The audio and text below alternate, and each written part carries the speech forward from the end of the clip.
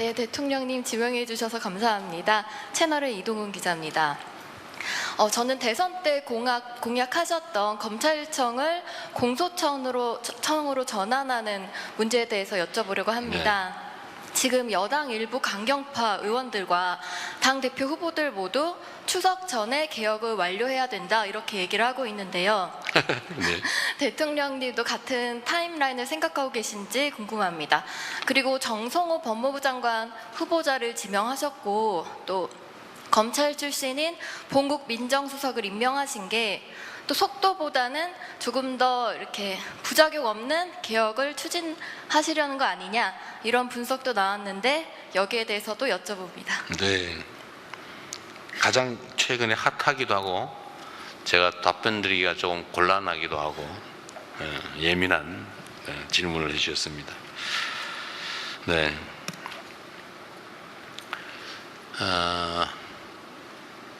검찰 개혁 또는 이걸 포함한 사법 개혁은 사실 매우 중요한 현실적 과제죠.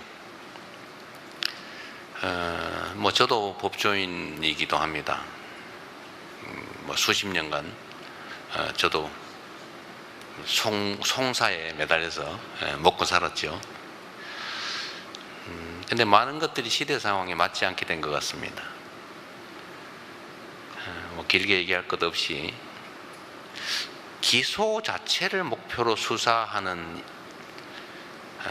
그리고 기소에 맞춰서 사건을 조작하는 일은 결코 있어서는 안 되죠. 원래 법격언에 이런 말이 있어요. 법언이라고 하는데 아주 오래전부터 전해 내려오는 이제 법률에 관한 중요한 금원 같은 거죠. 10명의 범인을 놓치더라도 1명의 억울한 사람을 만들면 안 된다. 이 정말로 중요한 겁니다. 인권의 중요성을 지적한 건데 이거 수천 년 전에 원시 사회에서부터 있던 얘기입니다. 그런데 실제는 어떠냐? 저는 그런 생각이 들어요.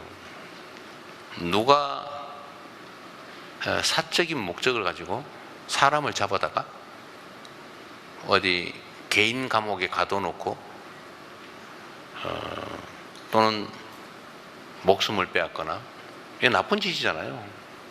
이건 이론의 여지가 없는 나쁜 짓이죠. 절대로 용서할 수 없는. 그런데 만약에 그런 범죄 악행을 막으라고 국민이 준 권력을 이용해 가지고 법률의 이름으로 그런 행위를 한다. 간첩 혐의를 뒤집어 씌워 가지고 사형 선고를 한 다음에 다음날 바로 집행해서 목숨을 빼앗는다. 또는 어떤 특정 아주 부도덕한 업자의 청탁을 받아 가지고 재산을 빼앗아 그에게 부당한 이익을 주기 위해서 그 사람을 억울한 범인으로 만들어서 재산을 싹 다 뺏고 감옥에 집어넣어서 몇 년 동안 살게 한 구금 생활을 하게 한다. 어떤 게 더 나쁩니까? 권력의 힘으로 그러는 게 더 나쁜 거죠. 그런데 그런 게 상당히 많이 벌어져요. 있을 수 없는 일이잖아요. 이건 원시국가죠. 불행하게도 그게 우리 현실에 존재합니다. 그러지 않게 만드는 게 중요하죠. 사법 권력은 국가의 법 질서를 유지하는 최고 보루입니다.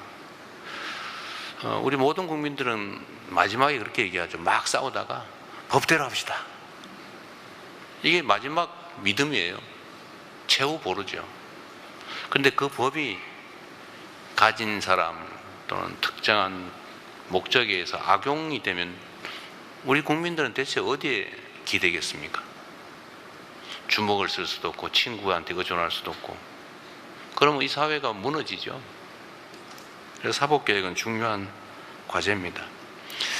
범위를 좁혀서 검찰개혁 얘기를 해본다면 기소를 위해서 수사하는 이 나쁜 사례가 우리가 그 문제를 해결하기 위해서 논의하는 이 긴 시간 동안 더 악화됐어요. 더 심해졌고 더 나빠졌습니다. 우리 모두가 체감하고 있죠. 그래서 지금은 검사에게서 이제 여기서 말하는 검사는 기소하는 검사를 말하는 겁니다. 기소하는 검사에게서 수사권을 뭐 빼앗는다면 좀 그렇고 수사권을 분리해야 된다라는 점에 대해서는 우리 국민들께서 전에는 문재인 정부 때만 해도 그거 왜 뺏어? 그거 안 되지라는 반론 여론이 꽤 있었던 것 같은데 지금은 별로 많지 않은 것 같아요. 지금은 그 후에 개혁의 필요성이 더 커진 거죠. 일종의 그건 저는 자업자득이다 이렇게 생각합니다. 수사권과 기소권을 분리한다. 동일한 주체가 수사권과 기소권을 동시에 가지면 안 된다라는 점에 대해서 이견이 없는 것 같습니다. 그러면 이제 기소와 공소유지를 담당하는 것은 검사가 해야 되는 건 또 당연하죠. 그걸 딴 데 맡길 수는 없죠. 그러면 수사를 그럼 누구한테 맡길 거냐? 뭐 떼야 되는 건 이제 이론의 여지가 없는데 뭐 그 점도 그럼 경찰에 맡길 거냐? 뭐 경찰이 다 감당할 수 있냐? 경찰의 비대화는 어떻게 해결할 거냐? 또 그 논쟁이 있죠. 그럼 경찰의 비대화 문제는 또 사실 지금 얘기 안 하고 있지만 그 부작용이 생길 수 있거든요.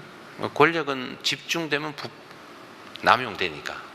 그래서 어쨌든 분리하고 견제시켜야 되는데 경찰의 권력 집중 문제는 이제 자치경찰 제도와 또 관련이 있습니다. 근데 그건 요건 지금 여유가 있으니까 좀 나중에 미루더라도 수사권과 기소권을 분리한다라는 점은 이견이 없습니다. 그러니까 우리 이동훈 반장님이신가요? 네, 이동훈 반장께서도 왜 하냐 또는 하느냐 마느냐를 묻는 게 아니라 언제 하냐를 묻는 거죠. 추석 전에 하자라고 지금 당대표 후보들부터 열심히 말씀하시는 것 같습니다. 제도 자체를 그때까지 어릴게를 만드는 건 가능할 수도 있을 것 같아요. 또 국회에서 하면 저야 뭐 어떻게 할 수 없잖아요. 국회가 뭐 제가 마음대로 할 수 있는 것도 아니니까. 그런데 완벽한 제도가 정착되기까지는 한참 걸리겠죠. 그러나 중요한 거는 뭐 그때까지 정리할 수는 있겠죠. 국회가 결단하기 나름이다 말씀을 드립니다. 저는 뭐 협의는 하되 국회를 존중해야 되겠죠. 다만 이 과정에 이제 이 검찰 인사 문제가 사실은 걸려 있어요. 법무부 장관, 민정수석, 뭐 법무장관 임명되기 전까지 법무장관의 권한을 대행할 법무차관, 그리고 실제 현장에서 검찰 사무를 지휘할 주요 뭐 검사장들, 이 문제는 또 남아 있죠. 이게 속도하고 관계가 있냐는 질문에 대해서는 제가 관계가 있는 것 같기도 하고 없는 것 같기도 하고 제가 그 생각은 안 해봤어요. 근데 관계가 조금 있어 보입니다. 근데 제가 자주 말씀드린 것처럼 검찰 개혁은 국회가 하는 겁니다.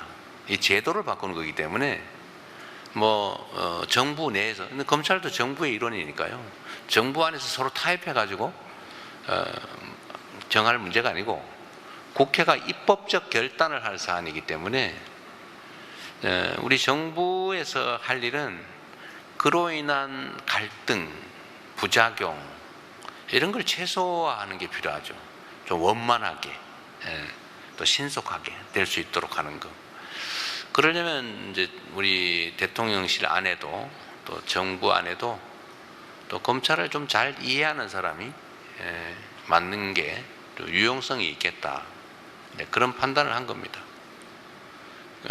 그리고 그 담당자들이 아까 잠깐 말씀드렸습니다만 그 담당하는 주요 인사가 과거에 누구와 가까웠느냐, 그 가까웠고 아는 사람이고 뭐 인연 있는 사람을 다 골라내면 남는 게 거의 없을 것 같아요.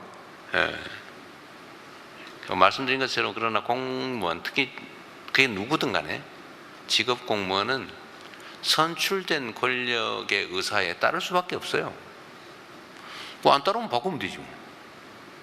임기가 있는 선출직이나 임기가 있는 공직자와는 다르잖아요.